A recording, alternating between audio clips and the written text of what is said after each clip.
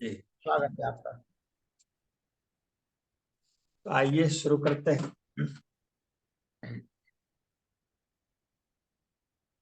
ओ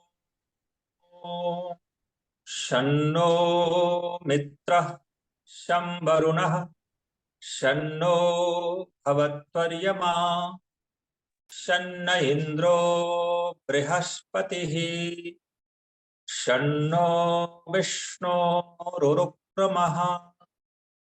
नमो ब्रह्मणे नमस्ते वायो त्वमेव प्रत्यक्षं ब्रह्मासि त्वमेव प्रत्यक्षं ब्रह्म वदिष्यामि ऋतं वदिष्यामि सत्यं वदिष्यामि तन्मामवतु तद्वक्तारम् अवतु माम् अवतु भक्तारम्। ओम शांति शांति शांति। ओम। सभी मनीषी महानुभाव को सादर अभिवादन, नमस्ते। इस कार्यक्रम के सूत्रधार संयोजक आदरणीय आर्य रत्न लखनलाल आर्य जी, मान्यवर वेद प्रकाश शर्मा जी, श्रीमान नील नरोला जी, मान्यवर प्रेम सचदेवा जी, बहुत अच्छे इतिहासकार गवेषक मान्यवर डॉक्टर राकेश कुमार आर्य जी, हम सबके सहयोगी श्रीमान रामभज मदान जी, और आदरणीय डॉक्टर व्यासनंदन शास्त्री जी, जो भी लोग जुड़े हुए हैं, हमें दिखाई यहाँ सभी नहीं दे रहे, सबका अभिवादन, सबका नमन। और बड़ा ही सुंदर अभी माता जी का भजन हम सबने सुना, ऋषि का। इससे पहले भी माता जी ने सुंदर भजन प्रस्तुत की।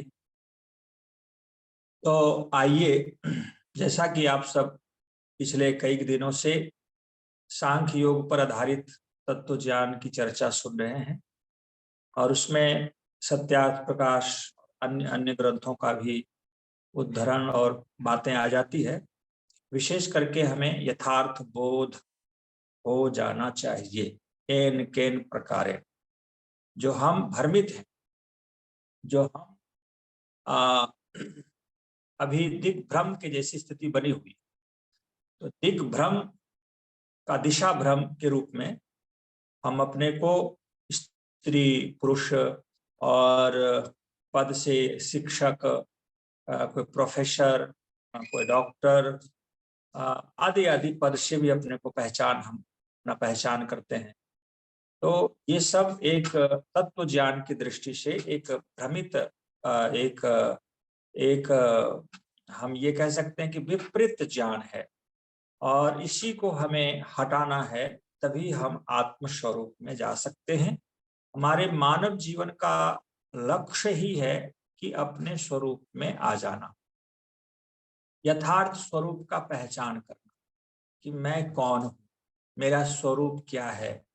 और मैं इस प्रकार से आज जो शरीर मेरे पास है, मृत्यु के बाद, शरीर छूटने के बाद फिर कोई दूसरा शरीर होगा, फिर कोई दूसरा मेरा आइडेंटिटी होगी, हमारा पहचान होगा।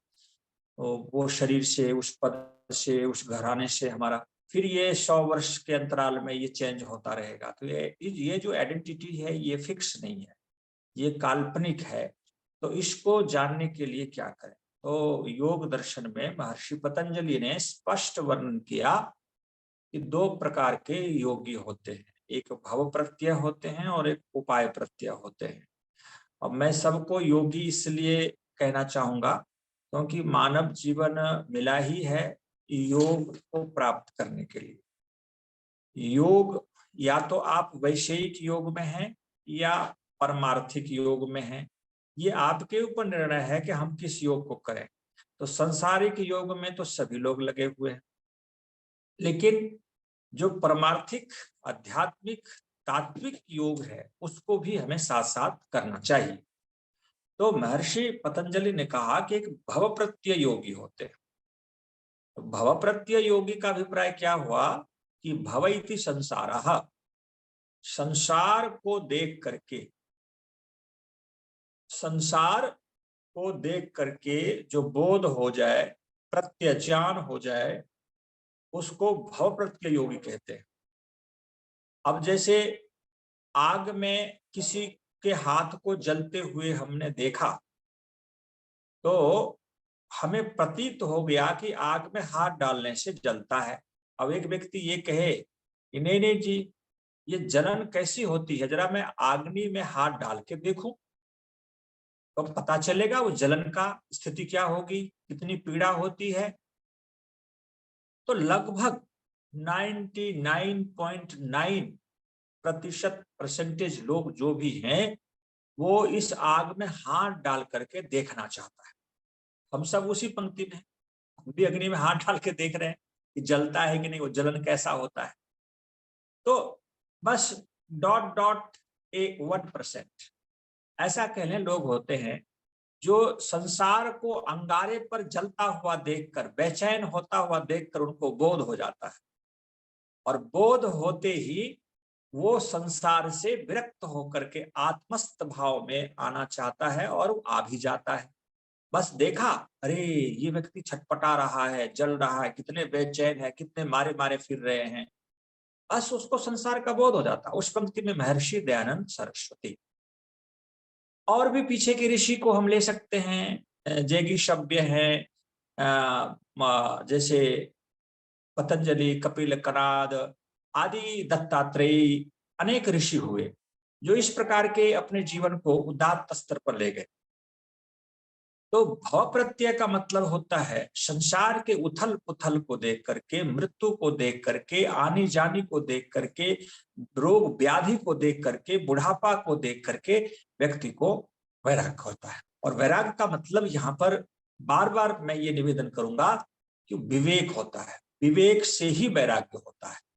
यदि विवेक नहीं है तो वैराग्य हो ही नहीं सकता, उसे वैरागी नहीं कह सकते हैं। जैसे वेशभूषा से लोग साधु बन जाता है, जटाजूट बढ़ा लेता है, गांजा सुल्फा भांग पीता है और वो अपने को वैरागी कहता है। अब कई ऐसे जाति प्रजाति भी हो गए जो अपने को सरनेम के रूप में वैरागी भी लिखते हैं, तो वो वैरागी नहीं। वैराग्य का मतलब है त्याग। त्याग का मतलब है कि हम वहां रहते हुए उसमें आसक्ति हमारी नहीं। वो कब होगा, जब विवेक बढ़ेगा। ज्ञानश्चैव पराकाष्ठा वैराग्यम, महर्षि वेदव्यास जी ने कहा कि ज्ञान की पराकाष्ठा ही वैराग्य। महानुभाव, तो ये विचार करके देखिए कि भव प्रत्यय योगी तो हम है नहीं। संसार में हमारे परिवार में कितने लोगों की मृत्यु हुई, हमने कितने मुर्दे कंधे पर उठाए और फिर भी बने हैं हम अंधे। ऐसा भजन भी आया कि हमें तो मरना नहीं है, हम मृत्यु को भूले हुए। किसी कवि ने बड़ा ही सुंदर लिखा कि जो चाहे कल्याण तो दो बातों को भूल मत, जो चाहे कल्याण नारायण एक मौत को दूजे श्री भगवान। व्यक्ति मौत को याद नहीं रखता है और हम तिल तिल करके प्रतिदिन मृत्यु हमारी हो रही है और उस मृत्यु को हम नहीं समझ पा रहे हैं। आज का समय हमारा चला गया, आज हमारी मृत्यु हो चुकी है, एक दिन हमारा हमारा दिन माइनस में चला गया और हम एकाएक स्मशान भूमि में नहीं जाते। प्रतिदिन हमारा पग उधर बढ़ता है, एक दिन वो स्थान भी आ जाता है। तो निश्चित रूप से धर्म, लक्षण, अवस्था, ये तीन स्थिति को जब योगी समझता है तो व्यक्ति को वैराग्य की स्थिति आती है। अब ये धर्म, लक्षण, अवस्था क्या है? जैसे किसी भी पदार्थ को लीजिए, जो भी निर्मित पदार्थ है उसमें ये तीन स्थितियां बनती है और ये तीन स्थितियां जो हैं ये व्यक्ति के उस पदार्थ की स्थिति को दर्शाता है। कि ये कब तक मेरा जीवन बचेगा, हमारी मृत्यु कब होगी, ये भी बोध हो जाएगा जब आप इन तीनों में संयम करेंगे, धारणा, ध्यान, समाधि। और फिर का प्रांत ज्ञान अरिष्टभ्योवा, हम योगी नहीं हैं, हमें समाधि नहीं लगी है, हम संयम कैसे करेंगे, तो हमें मृत्यु कब होगी हमें पता ही नहीं चलेगा। तो वहां पर जानकारी तो कम से कम हमें होनी चाहिए कि ये कैसे योगी लोग मृत्यु का ज्ञान प्राप्त करता है। और अरिष्ट का चिन्ह, जैसे कुछ ऐसे चिन्ह होते हैं जिसके लक्षण से अपना मृत्यु का बोध हो जाता है। तो वहां पर ये ऋषि ने स्पष्ट किया कि धर्म, लक्षण, अवस्था, परिणाम जो है, ये तीनों में संयम करेंगे तो अतीत अनागत ज्ञान हो जाएगा। भविष्य मेरा कितना और है आगे का दिन, और कितना मेरा समय चला गया, भूत व्यतीत हो गया। तो मैं एक उदाहरण से समझाने का प्रयास करूंगा, क्योंकि तत्व ज्ञान की चर्चा है।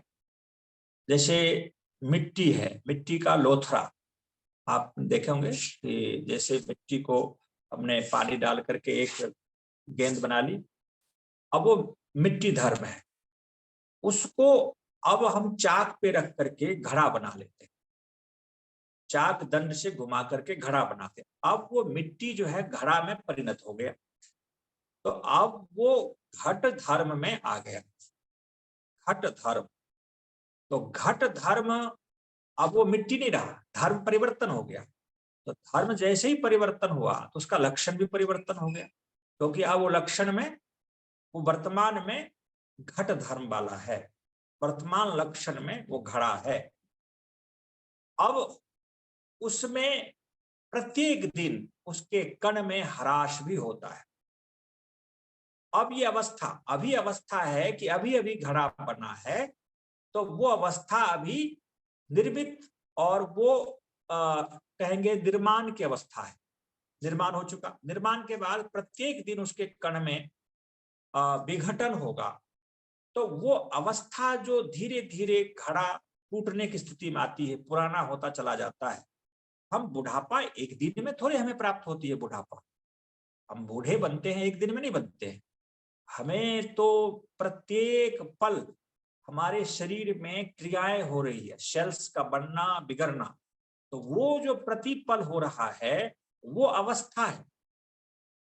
बुढ़ापा का भी एक अवस्था होती है कि जैसे हम मानते हैं कि 25 वर्ष तक हमारी जो युवा अवस्था पूर्ण, हम युवा अवस्था, बाल्य अवस्था से युवा अवस्था में आते हैं, और युवा अवस्था का क्रम 48 वर्ष तक चलता है।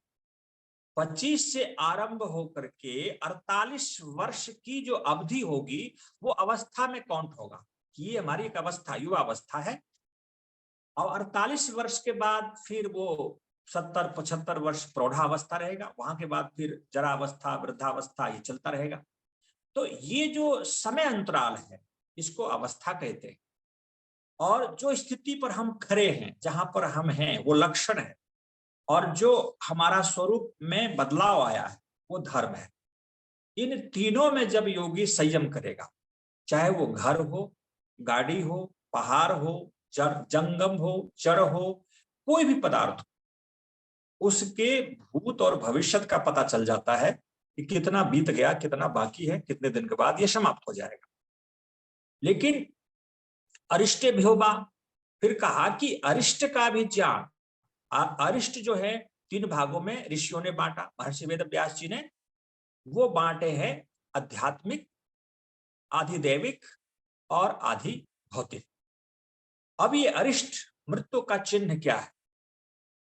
आध्यात्मिक, जैसे आंख बंद करते हैं, आंख पे उंगली डाल करके हल्का आंख खुली रहे, उसमें कई प्रकार के तारे को देखेंगे तो कई तारे हो जाएंगे, सूर्य को देखेंगे कई सूर्य दिखाई देगा, उसमें रोशनियां दिखाई देती है अलग भिन्न भिन्न प्रकार की। तो वो हम अभी ठीक ठाक हैं, आयु हमारी है और हमारी मृत्यु नहीं होगी। जब ये लक्षण, ये प्रकाश दिखना बंद हो जाए तो निश्चित रूप से मृत्यु सन्निकट है। कान में उंगली डाल करके सनसनाहट आना बंद हो जाए तो ये समझ जाइए कि मृत्यु सन्निकट है, आध्यात्मिक अरिष्ट है। फिर कहा आधि भौतिक, आधि भौतिक है कि जैसे लोग बुढ़ापे जब आते हैं तो यमराज आ रहा है, मैं लेने के लिए आ रहे, हमारे पितर लोग खड़े हैं बुला रहे हैं, ये आदि भौतिक अरिष्ट है, पहचान है। फिर यहाँ पर आगे कहा कि आधिदैविक, कि एकाएक स्वर्ग में मैं भ्रमण कर रहा हूं, स्वर्ग में जा रहा हूं, तो ऐसा ऐसा देखना, ऐसा अनुभव करना, तो वो भी एक आधिदैविक। और जैसे कुछ ऋषि मुनियों को, योगियों को, विद्वान देवताओं का दर्शन करना, इस प्रकार से जो एक भान होता है, कठिन से कठिन रोगों में इस प्रकार के लक्षण दिखाई देते हैं, तो ये अरिष्ट का पहचान है, जिससे मृत्यु से निकट, ऐसा ऋषि कहते हैं। महानुभाव, ये मृत्यु हमारी पल पल हो रही, जब इस प्रकार का हमें बोध होता है तो हमें लगता है कि अब मरना तो है, इसलिए जो करना है कर लो, बाद में समय नहीं मिलेगा। और जिसको मृत्यु का बोध नहीं है, वो व्यक्ति खाना पीना, गप्पे मारना, धन के पीछे, पद के पीछे अपना पूरा समय लगाना, मैं नहीं कहता वो धन नहीं कमाइए, पद प्रतिष्ठा को नहीं प्राप्त करिए, करें, लेकिन 2 घंटे तो अपने लिए निकाल लें, सुबह शाम 1 घंटे, उसमें आप आत्मस्थ होने का प्रयास करें।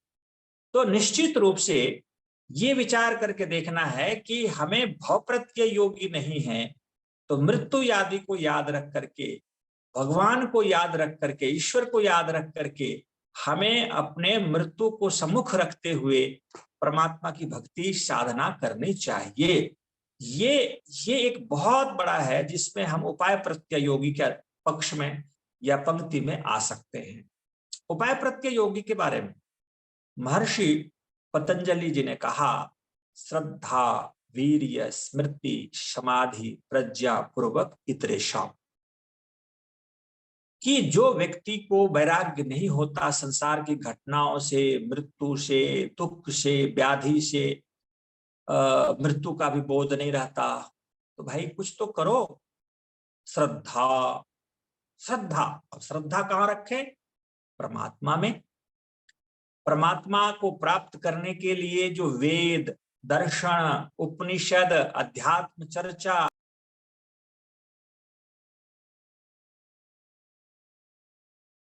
आगे नहीं ले जा सकता। श्रद्धा के बिना हमारा जीवन आगे नहीं बढ़ता। इसलिए ऋषि कहते हैं कि वेदों में श्रद्धा, उपनिषदों में, दर्शनों में श्रद्धा, जो मोक्ष शास्त्र है, साधना में श्रद्धा, और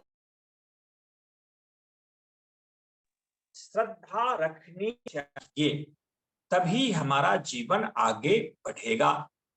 फिर आगे चलते हैं, श्रद्धा का और हम विश्लेषण करेंगे। श्रद्धा, सत्य, सत्य को धारण करना, जो यथार्थ है उसको ही धारण करना, मानना, यही श्रद्धा है। अब हमें किसी ने कोई कह दिया, भगवान का रूप जैसा बताया, बता दिया, और उसमें हमारी रुचि बन गई, तो वो श्रद्धा नहीं, वो अंधश्रद्धा है। जो सत्य है, यथार्थ है, जिसको वेद कहता है, उपनिषद है की चर्चा आई है उसमें, तो ऐसे यथार्थ बोध को श्रद्धा कहते हैं। श्रद्धा का मतलब है कि सत्य को स्वीकार करें, और सत्य कैसे स्वीकार करें मैं कल चर्चा कर चुका हूं। इन सारी बातों को आपको ध्यान में रखना पड़ेगा, तभी सत्य को धारण कर पाएंगे और तभी हमारी श्रद्धा बनेगी, वही श्रद्धा कहलाएगी। फिर कहा श्रद्धा वीर्य, वीर्य का मतलब यहां पर बल है, तो बल और बल के साथ उत्साह है। जिसके शरीर में वीर्य है, बल है, वो व्यक्ति उत्साहित होता है। सुबह उठ करके बड़े उत्साह के साथ यम नियम को पालन करते हुए ध्यान, साधना, आसन, प्राणायाम, फिर ध्यान के बाद फिर कुछ आसन, प्राणायाम, जो भी लोग करना करता है, अपने शरीर को स्वस्थ रखना, आत्मा को स्वस्थ रखना है, उत्साहित रहता है, आलस प्रमाद में नहीं पड़ा रहता है। तो उत्साह भी हमारे अंदर होना चाहिए, भगवान के प्रति, वेद के प्रति, अपने स्वास्थ्य के प्रति उत्साहित होना, और वो वीर्यवान व्यक्ति ही करता है। तो यहां पर ये ऋषि कहते हैं कि श्रद्धा के साथ साथ वीर्य का मतलब उत्साह भी हमारे जीवन में होनी चाहिए कि हमें इसी जीवन में दुख से छूटना है पूर्ण रूप में। ये टेम्पोररी नहीं, तात्कालिक नहीं, पूर्ण रूप में हमें दुख से छूटना है। इस प्रकार की भाव, उत्साहित होकर के भाव रखना और कार्य करना। श्रद्धा, वीर्य, स्मृति। श्रद्धा वीर्य के बाद स्मृति। स्मृतियां हमारी नहीं रहती, हम स्मृति को भूल गए।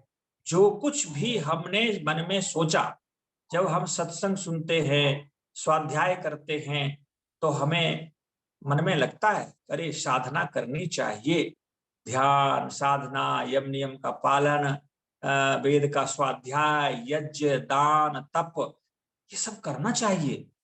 ये मन में आती है बातें, लेकिन फिर हम भूल जाते हैं। सुबह हमें उठ करके ध्यान करना है, अभी आप प्रवचन सुन रहे हैं और मन में आपको प्रेरणा मिली और आप मन में सोच भी लिया, लेकिन सुबह याद ही नहीं रहा। नींद खुली, कुछ और विचार मन में चलने लगा, कोई कार्य सामने आ गया, उसमें लग गए, भूल गए। बहुत देर के बाद अरे मैं तो सोचा था रात में कि मुझे ऐसा करना चाहिए, ध्यान साधना, लेकिन ये तो हो नहीं सका, मैं भूल ही गया। अच्छा चलो कल कर ले। स्मृति, भगवान की स्मृति नहीं रहती, साधना की स्मृति नहीं रहती, स्वाध्याय की स्मृति नहीं रहती, यज्ञ की स्मृति नहीं रहती, हम कैसे आगे बढ़ेंगे? स्मृति रखनी पड़ेगी। स्मृति क्यों नहीं रहती? क्योंकि उस कार्य में हमारी अभिरुचि नहीं बनती। अभिरुचि क्यों नहीं बनती? तो उसमें लाभ प्रत्यक्ष दिखाई नहीं देता। प्रत्यक्ष लाभ से तो सबको रुचि बन जाती है कि भोजन स्वादिष्ट सामने पड़ा है तो मुझे खा लेना चाहिए, ये प्रत्यक्ष लाभ दिख रहा है। लेकिन परोक्ष लाभ, तो कौन स्मृति रखेगा परोक्ष लाभ का?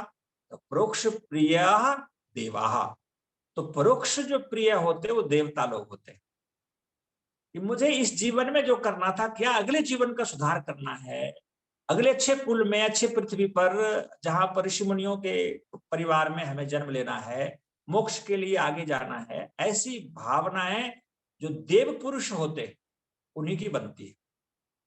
इसलिए ऋषि ने स्पष्ट यही कहा कि स्मृति रखना, स्मृति रहना बहुत जरूरी है। श्रद्धा, वीर्य, स्मृति, फिर का समाधि। अब समाधि लगाने की बात जो आई ना, समाधि, यहां संप्रज्ञात समाधि, और संप्रज्ञात समाधि को और मैं खोल दूं, एकाग्र भूमि, चित्त की एकाग्र भूमि को संप्रज्ञात समाधि कहते हैं।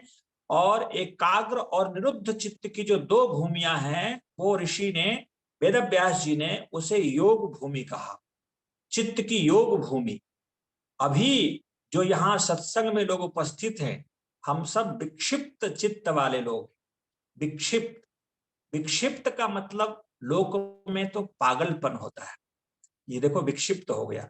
लेकिन विक्षिप्त अवस्था शास्त्रीय भाषा में बहुत अच्छी स्थिति होती है, सामान्य लोगों से वो उत्तम होते हैं, क्योंकि उनको सत्संग में रुचि होती है, स्वाध्याय में रुचि होती है, यम नियम के पालन में रुचि होती है, यज्ञ दान तप में रुचि बनती है, फिर संसारिक कार्य भी करते हैं। ये नहीं कि विषयों में हम नहीं लिप्त होते हैं। तो हम सब विक्षिप्त अवस्था वाले लोग, और हमसे भी निम्न स्तर के जो लोग होते हैं वो क्षिप्त और मूढ़। ये बहुत मूढ़ तो सबसे निम्न स्तर का लोग है, मूढ़ जो तमोगुणी है, किंग कर्तव्य मूढ़म। और जो क्षिप्त लोग हैं, क्षिप्त चित्त वाले, वो लोग दुखी होते हैं, परेशान होते हैं, चंचल होते हैं, भागते रहते हैं। उनको 1 मिनट का फुर्सत, बोलो कि भाई ये सत्संग चलता 8 से 9, थोड़ा समय तो निकाल लो। भाई लखन जी कितना पुरुषार्थ करते, सबको जगाते रहते हैं, और लोग कहते फिर भी लोग नहीं आते। कहते जी मेरे पास समय ही नहीं है, क्या करूं, इतना मैं व्यस्त हूं, नौकरी में, व्यवसाय में इतना कार्य है, क्या करूं जी, समय नहीं मिलता। ऐसे लोगों को क्या कहेंगे आप? क्षिप्त वाले, क्षिप्त। क्षिप्त अवस्था वाले लोग जो रजोगुणी हैं, और रजोगुणी दुख को देने वाला होता है। दुख रजोगुण दुख देता है, और तमोगुण हमें मूड अवस्था में ला खड़ा कर देता है, कुछ नहीं सोचना आगे पीछे क्या होना नहीं होना। और यदि रजोगुण में थोड़ा सा सात्विक की प्रधानता हो जाए, रजोगुण के साथ सत्व मिल जाए, तो वो विक्षिप्त अवस्था आ जाती है।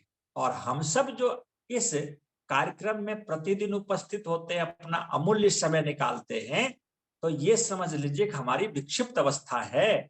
और इस अवस्था वाले लोग बहुत बड़े गवेषक, रिसर्चर, साइंटिस्ट, योगी, धारणा ध्यान यम नियम को पालन करने वाले व्यक्ति यही लोग होते हैं जो हम लोग हैं। हम ही लोगों में से कोई वैज्ञानिक निकलते हैं, कोई इतिहासकार निकलते हैं, कोई राष्ट्रभक्त निकलते हैं, क्योंकि हमारे रजोगुण के साथ साथ सतोगुण की वहां पर सम्मिश्रण है। तो रजोगुण तो आता है, हम भी दुखी होते हैं, परेशान होते हैं, लेकिन क्षिप्त अवस्था वाले से हमारी स्थिति उत्तम है। हमें सात्विक भाव भी आता है, हमें ईश्वर को मानना चाहिए, वेद पढ़ना चाहिए, दान तप त्याग स्वाध्याय करनी चाहिए, राष्ट्र सेवा करनी चाहिए, कुछ पुस्तकें लिखनी चाहिए, किसी विज्ञान का खोज करना चाहिए, ईश्वर का खोज करना चाहिए। इन सारी बातें यदि हमारे मस्तिष्क में आती है, तो अपने को आज से आप मान लीजिए कि हम विक्षिप्त अवस्था वाले मानव, और हमारी स्थिति अच्छी है। यहां से यहां बस अगला पड़ाव एकाग्र वाला है, और जैसे एकाग्र स्थिति में आए, आप समाधिस्थ पुरुष बन गए। एकाग्र भूमि समाधि की भूमि है। एकाग्र चित्त एक विषय में लंबे काल तक बना रहा, तो हमारी समाधि लग गई और हम योगी बन गए। बस एक कदम, एक फलांग आपको बस बचा है योगी बनने में, समाधि लगने में। कितनी बड़ी उपलब्धि हमारी है, लेकिन हम प्रयास नहीं करते इस बॉर्डर को हम पार कर जाएं, विक्षिप्त को पार करके पूर्ण सतोगुणी में चले जाएं। एकाग्र अवस्था पूर्ण सतोगुणी का है, और विक्षिप्त अवस्था में रजोगुण भी सम्मिश्रित रहता है। महानुभाव, तो पूर्ण सतोगुणी यदि आपने ले आए, एकाग्रता की स्थिति बना ली, आप योगी, संप्रज्ञात समाधि योगी हैं। अब ये कितनी बड़ी उपलब्धि होगी। और निरुद्ध अवस्था तो फिर जीवन मुक्ति की अवस्था, और संप्रज्ञात समाधि बन जाती है। तो ये आप बहुत किनारे में खड़े हैं। तो इस बात को हमें ध्यान रखना चाहिए। स्मृति, स्मृति समाधि, समाधि लगने की देर है, बस इसी जीवन में समाधि मिलेगी। और समाधि का अर्थ मैं बता दूं, समाधान। जिसके जीवन में पूर्ण समाधान आ जाता है, वो समाधिस्थ पुरुष। और आज हमारे जीवन में समस्या है, क्या समस्या है? घर की समस्या है, धन की समस्या है, स्वास्थ्य की समस्या है, बुढ़ापे की बहुत सारी समस्याएं हमारे साथ घिरी हुई है। तो इन समस्याओं में घिरा हुआ व्यक्ति जो अनुभव करता अपने को, वो समाधि में नहीं है। और जो समाधि में चला गया, एकाग्र चित्त वाला हो गया, वो व्यक्ति अपने जीवन में कोई समस्या को मानता ही नहीं। मेरी बेटी का विवाह नहीं हुआ, मेरा बेटा का विवाह नहीं हुआ, अभी मेरे घर बनाना है, मुझे स्वास्थ्य ठीक करना है, मुझे बहुत सारे काम करने हैं, ये समस्याएं गिनाते रहते हैं। भोजन में क्या करूंगा, मैं घर छोड़ दूंगा, वानप्रस्थी ले लूंगा तो रोटी कौन देगा, मैं कहाँ रहूंगा। ये समस्याएं गिनाने वाले व्यक्ति वो अयोगी व्यक्ति होते हैं। और जिनको योगी हो जाते हैं, समाधि में चले जाते हैं, जिनकी बुद्धि समाधि भाव वाला बन जाता है, उनके पास कोई समस्या रहती ही नहीं, सब अपने आप समाधान हो जाता है। यहां तक कि जन्म मृत्यु का भी समाधान सामने दिखने लग जाता है। समाधान ही समाधि है। हमारे जीवन में बहुत सारी समस्याएं आती रहती है, उसका समाधान संपूर्णता से हम करना चाहते हैं, तो हमें एकाग्र भूमि में जाना पड़ेगा, समाधि लगानी पड़ेगी। दूसरा कोई रास्ता नहीं, ना अन्य पंथा विद्यते अनाय। फिर का प्रज्ञा, प्रज्ञा का अर्थ होता है समाधि के बाद, संप्रज्ञात समाधि के बाद ऋतंभरा प्रज्ञा बुद्धि प्रकट होती है। ऋतम भरती थी, ऋतंभरा, ऋत अर्थात सत्य को धारण करने वाला। हमारी जब बुद्धि बन जाती है सत्य धारण करने वाली बुद्धि, जिसको परमहंस कहते, हंस क्या करता है, दूध और पानी को आप मिक्स कर दीजिए, मिला दीजिए, और आप देखेंगे, लोग कहते हैं, मैं परीक्षण नहीं किया, कि दूध को हंस पी लेता और पानी को छोड़ देता। तो जिस व्यक्ति के स्तर ऐसा बन गया कि संप्रज्ञा समाधि के अंतिम स्टेज में आ गए, ऋतंभरा प्रज्ञा बन गई, तो ऋतंभरा प्रज्ञा अर्थात सत्य को धारण कर ले, असत्य सत्य को छोड़ दे, तो आप समझिए हम योगी बन गए, हमें इस जीवन में मुक्ति मिल जाएगी। तो मुक्ति पाने के लिए कितने जन्म लेने पड़ेंगे? तो कई लोग कहते हैं भाई एक जीवन में मुक्ति नहीं मिलेगी, क्यों? अनेक जीवन लेना पड़ेगा। इस बात को मन से हटा दीजिए। अब भी इसी क्षण हमें मुक्ति मिल सकती है। कहेंगे कैसे जी?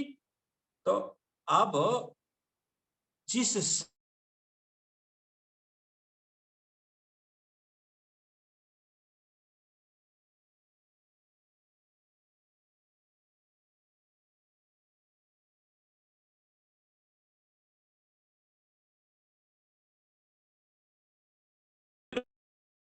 मैं पद वाला हूं, प्रतिष्ठा वाला हूं, ये मानना जिस दिन हमारा यथार्थ में समाप्त होगा, मुक्ति में चले जाएंगे। तो ऋषि ने क्या कहा? तीव्र संवेगा नाम आसन्न। तीव्र संवेग वाला व्यक्ति को शीघ्र ही मोक्ष मिल जाता है। अब हमारे अंदर तीव्रता कितनी है, व्याग्रता कितनी है, बेचैनी कितनी है, इस पर निर्भर करता है मोक्ष की समय सीमा। और कोई व्यक्ति ठीक है जी, थोड़ा कर लेते हैं, सुबह शाम थोड़ा बैठ जाते हैं आंख बीच करके, तो चलता रहता है, फिर तो वो 100 जन्म भी लग सकता है, तो 10 जीवन भी लग सकता है। और जिसकी तीव्रता है, अभिप्सा बढ़ गई, बेचैनी बढ़ गई कि मुझे तो बस इसी जीवन को लास्ट कर देना है, हो जाता है, उसमें कोई बड़ी बात नहीं। तो ये कोई कठिन कार्य। और मैं एक बड़ी बात आपको बताऊं कि मैं ऐसा मानता हूं कि सबसे सरल काम है मुक्ति पाना। सबसे सरल। संसार का सुख पाना मुझे अत्यंत कठिन लगता है। और संसार के सुख पाने के लिए 25 वर्ष की आयु तक पढ़ना पड़ता है, डिग्री मिल गई, फिर हम प्रोफेसर बन जाएंगे, अध्यापक बनेंगे, फिर उसके लिए 60 वर्ष की अवस्था तक धन कमाना पड़ेगा, फिर घर बनाएंगे, फिर विवाह करेंगे, बच्चा पैदा करेंगे, फिर उसको शादी करेंगे। कितना पापड़ बेलना पड़ता है, तो थोड़ा सा सुख मिलता है। और ये सब बिना पापड़ बेले आंख मीच करके बैठ जाइए। वैराग मन में होना, विवेक होना चाहिए, और आंख बंद करके समाधि लगाने की अंदर अंदर की यात्रा है। बाहर भागने, हाय हाय करने की कोई आवश्यकता ही नहीं है। ज्ञान विवेक वैराग्य व्यक्ति बैठ करके, कितना सरल है मोक्ष में जाना, और हम कितना परेशान होते संसार के सुख पाने में। ये तुलना नहीं करते, लेकिन हम मोक्ष को कठिन मान रखे हैं और संसार के सुख को सरल मान रखे हैं, क्योंकि इसमें हमारी आदत हो गई, इसमें हमारी निपुणता हो गई। तो मोक्ष पाना सरल है, और जिस दिन हमारा भ्रम टूट जाए। अब भ्रम कैसे टूटेगा? सांख्य दर्शनकार महर्षि कपिल कहते हैं कि राजपुत्रवत, राजपुत्र एक राजा का पुत्र स्तनधय अवस्था में, अर्थात जिसमें दूध पीता था, दुग्ध पान पीने की आयु में, अल्प आयु में, शैशव अवस्था में किसी कारण से वो माता पिता से बिछुड़ गया। जंगल के एक शवर जाति के किसी व्यक्ति ने उस शिशु को उठा लिया और उसका पालन पोषण किया, बड़े हो गए। अब वो युवक, शवर का पुत्र, ऐसा अपने को कहने लगा कि मैं शवर जाति से हूं, अर्थात वनवासी, और मैं शवर का पुत्र हूं। और राजा के मंत्री को पता चला कि बालक अभी जीवित है और किसी शवर परिवार में वो पालित पोषित हुआ, युवा बन गया है। मंत्री ने जाकर के उस बालक से मिला और उस बालक को सारी स्थिति का, पुरानी जो स्थिति बनी थी, जो बाल्यावस्था में वो बालक बिछुड़ गए थे माता पिता से, तो उसे जब बोध कराया, उसको स्मृति जगाया गया और बताया गया कि तुम शबर जाति से नहीं हो, तुम इनके पुत्र नहीं हो, तुम राजपुत्र हो। अच्छा, मैं राजपुत्र हूं। उनको ये बोध हुआ और बोध होते ही अब उस समय से वो व्यक्ति राजपुत्र अपने को स्वीकार कर लिया, उसकी स्थिति बदल गई। तो महानुभाव, हमें किसी के बताने से भी, ये उपदेश भी कहते हैं कि पिशाचवत उपदेशो शक्य, अर्थात एक योगी अपने शिष्य को जंगल में, अरण्य में एकांत में ले गए और मोक्ष का उपदेश करने लगे, तत्व ज्ञान का उपदेश करने लगे। एक पिशाच छुप करके उपदेश सुन रहा था, तो उसको भी आत्मबोध हो गया। अब पिशाच कौन है? जैसे भूत प्रेत, भूत तो आप जानते हैं, भूत जो बीत चुका है, और भूत हम सब बैठे हुए हैं जिसके पास पंच भौतिक शरीर है। एक तो समय को भूत कहते जो बीत गया, और एक भूत जो हमारा शरीर है, भूत प्राणी हम हैं, इसलिए हम भी भूत प्राणी भूत हैं। और प्रेत किसको कहते हैं? तो ये महर्षि दयानंद जी ने सत्यार्थ प्रकाश में कहा, जो डेड बॉडी होता है, पार्थिव शरीर होता है, उसका नाम प्रेत है। और पिशाच कौन है? तो पिशाच का अभिप्राय कि जो व्यक्ति मांस खाता है, रक्तपान करता है, जो अभक्ष्य पदार्थ खाते हुए अपने दिनचर्या को जंगलों में पशु पक्षियों को मार करके खाता है, बहेलिया का जीवन जीता है, उसे कोई धर्म कर्म खान पान आचरण से कोई लेना देना नहीं है, ऐसे लोगों को पिशाच कहते। तो पिशाच, यदि कोई व्यक्ति का भोजन व्यवहार आचरण कितना ही बिगड़ा हो, और वो भी यदि सत्य उपदेश सुन करके उनकी आत्मा जग जाती है, वो भी तत्वज्ञानी बन सकता है।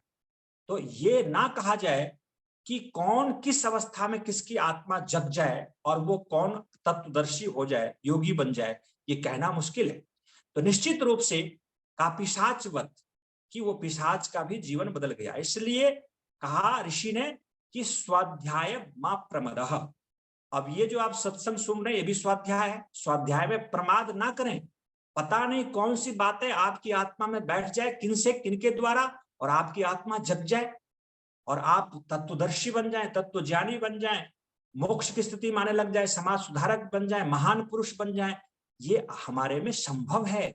इसलिए हमें अच्छी बातों को सुनते सुनाते रहना चाहिए। इसलिए महर्षि जी ने कहा, वेद का पढ़ना, पढ़ाना, सुनना, सुनाना सब आर्यों का परम धर्म है। ये परम धर्म चल रहा है। ये धर्म से भी सबसे बड़ा धर्म है। इससे बड़ा तो और कोई धर्म हो ही नहीं सकता। वेद प्रचार, वेद का पढ़ना पढ़ाना, सुनना सुनाना, वैदिक सत्संग आदि का, इससे बड़ा धर्म संसार में और कुछ भी नहीं। क्योंकि इसी से मानव जाति का उद्धार होता है, हमारी आत्मा का उद्धार हो जाता है। तो निश्चित रूप से हमें दिशा भ्रम सत्संग से, स्वाध्याय से टूट जाता है, किसी के हितैषी के कहने से। और कहा पिता पुत्रवत, कि पिता पुत्रवत क्या होता है? एक कहानी आती, कहानी एक आख्यायिका है सांख्य दर्शन में, कि एक ब्राह्मण अपनी पत्नी को गर्भिणी जान प्रदेश चले गए थे, विदेश चले गए धन कमाने के लिए। और धन कमाने के लिए वो चले गए, और लंबे समय के बाद वापस आए। तो वापस आते समय रास्ते में गांव से कुछ दूरी पर रात्रि हो गई, और एक धर्मशाला में वो व्यक्ति ठहर गया। जिस कमरे में वो व्यक्ति बैठा ठहरा हुआ था, सोया हुआ था, उसके बगल वाले कमरे में, धर्मशाला में, रात में एक बालक बड़े जोर जोर से रो रहा था। और बीच बीच में वो व्यक्ति धमकाता था, जोर से कहता था कि कौन नालायक दुष्ट ये आके मर गया है बगल में, इतनी जोर जोर से चिल्ला रहा, मुझे सोने भी नहीं देता, मैं यात्रा में श्रांत क्रांत आया और मुझे ठीक से सोने नहीं दे रहा है। वो उस कमरे से आवाज भी लगाता था, धमकाता भी था। लेकिन वो बच्चा तो बहुत रुग्ण था और दुखी था, शरीर में पीड़ा थी, इसलिए रो रहा था। सुबह हुआ, प्रातःकाल हुआ, और जैसे ही बाहर निकले तो उस कमरे में वो बालक रो रहा था, वो माँ के साथ, माँ भी निकली। तो माँ ने उस व्यक्ति को पहचाना, अरे ये तो मेरा पति है। तो पति को बताया कि अच्छा आप हैं, आप इतने समय के बाद आए हैं, तो ये आपका पुत्र है जो रात में रो रहा था, ये रुग्ण है, इसको डॉक्टर के यहाँ दिखाने के लिए लाए और आप आए, अच्छा हुआ भेंट हो गए। अब जो भ्रम था पत्नी के कहने से, जो उस बालक के प्रति उस व्यक्ति के अंदर अन्यथा भाव था, अब वो भ्रम मिट गया, ये तो कोई नहीं अपना ही है। तो निश्चित रूप से ये भ्रम कैसे टूटेगा? भ्रम टूटने का अभिप्राय है कि किसी सुहृद के कहने से, किसी के बताने से कि आप कौन हैं, आपको क्या करना है, आपका कर्तव्य क्या है, ये बताने वाला तत्वदर्शी, ज्ञानी, विद्वान, मनीषी, समाजसेवी, राष्ट्रभक्त, ये आपको हमें बताता है और उससे हमारी दिशा भ्रम टूट जाती है, हमें यथार्थ बोध होता है। एक और उदाहरण देते हुए अपनी वाणी को समेट लो। सेनवत सुख दुखयोः त्याग वियोगाभ्याम, ये सूत्र आता है सांख्य दर्शन में। सैन पक्षी, जिसको बाज पक्षी कहते हैं, ये सुखी दुखी होता है त्याग और वियोग के द्वारा। जिसके अंदर त्याग है वो व्यक्ति सुखी होता है। त्याग सुख का नाम है, वियोग दुख का नाम है। हमने अपने मन से नहीं छोड़ा, मुझे किसी ने छुड़ाया, वियोग करना पड़ा किसी कारण से, तो दुख होता है। तो जैसे सैन पक्षी, बाज पक्षी के उदाहरण में आता है कि जंगल से कोई व्यक्ति उसको पकड़ के ले आया अपने घर बाल्यावस्था में, जब वो पक्षी छोटा था, शैशव अवस्था में था, उसको खिला पिला के बड़ा किया, और जब वो बड़ा हो गया तो उसको फिर वो जाके जंगल में छोड़ आया वो शिकारी ने। तो जंगल में जब छोड़ आया तो अब तो वियोग हुआ, पक्षी जाना नहीं चाहता था, उस स्वामी से अलग होना नहीं चाहता था, उसको वहां से हटाया गया, उसको दुख होने लगा। जैसे हमारे पास कोई आता है, हम उसको नहीं छोड़ना चाहते हैं, अपने पास बैठा के रखना चाहते हैं और वो हमसे चला जाता है दूर, तो हमें दुख होता है। लेकिन जब अपनी इच्छा से हम छोड़ते हैं, त्याग करते हैं, तो निश्चित रूप से उसमें सुख होता है, त्याग में दुख नहीं होता है। इसलिए साधक को, समाज सेवी को, ईश्वर भक्त को अपरिग्रही होना चाहिए, परिग्रह में विश्वास नहीं करना चाहिए। जितना संसाधन इकट्ठा करेंगे अनावश्यक, जो हमारे काम का नहीं है, उससे अधिक हम इकट्ठा करेंगे, और जब हमसे वो वियोग होगा, कोई चोर चुरा के ले जाएगा, कोई छीन लेगा, नष्ट हो जाएगा, तो दुख होगा। लेकिन उसी धन को जब हमें आवश्यकता से अधिक है, हम भारत को समझो अभियान को दान दे देते हैं। आदरणीय मान्यवर श्री राम भज मदान जी ने 1 लाख रुपया से अधिक दान दे दिया हमारे भारत समझो अभियान को, पुस्तक छापिए, अच्छा काम करिए। तो उन्होंने क्या किया, त्याग कर दिया, उनको सुख मिला। और उसी 1 लाख रुपया को कोई व्यक्ति चोर चुरा के ले जाता, उनसे छीन लेता, तो वियोग हो गया, उनको दुख होता, पीड़ा होती। तो त्याग में सुख होता है। तो निश्चित रूप से हमें त्याग करना चाहिए, वियोग नहीं। तो निश्चित रूप से मृत्यु को भी हमें त्यागना चाहिए। इच्छा मृत्यु हमें प्राप्त हो जाए, जब चाहे जब शरीर हम छोड़ सकते हैं, ऐसी शक्ति हमें प्रभु प्रदान करे, ऐसी सिद्धि आ जाए।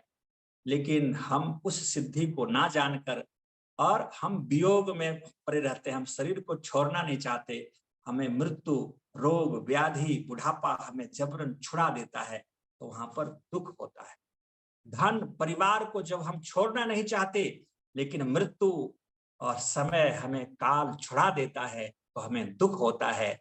और जो विवेकी व्यक्ति है वो वियोग का इंतजार नहीं करता, समय का इंतजार नहीं करता, स्वेच्छा से त्याग कर देता है। समय रहते ही वानप्रस्थी बन जाता है, घर बार छोड़ देता है, आत्मस्थ हो जाता है, प्रभु का हो जाता है। जहां मुझे जाना है, तो उस व्यक्ति के अंदर त्याग होता है, धन का त्याग, पद का त्याग, घर का त्याग, संबंध का त्याग।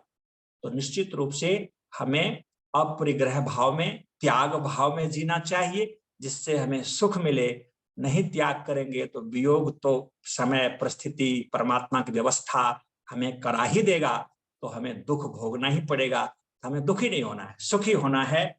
और निश्चित रूप से हम खाली हाथ आए हैं, खाली हाथ जाएंगे। यहाँ पता नहीं, हमने जन्म से पहले मेरे पास कुछ नहीं था, हमने क्या क्या जोड़ लिया, संबंध, घर, धन, और उसके व्यवस्था में, उसके पीछे सुरक्षा में लगे रहते हैं। जो मूल काम है वो छूट जाता है। धन कमाइए, पद कमाइए, लेकिन त्याग पूर्वक, समय के रहते हुए त्याग करके अपने आत्म भाव में आना चाहिए। आप सबने ध्यान पूर्वक सुना। सांख्य योग पर आधारित जो आत्म भाव में आना है, तत्वबोध होना है, उसके उदाहरण के साथ कुछ बात रखने का प्रयास किया। आप सबको बहुत बहुत धन्यवाद। ओम शांति शांति। और आपका पुरुषार्थ निश्चित रूप से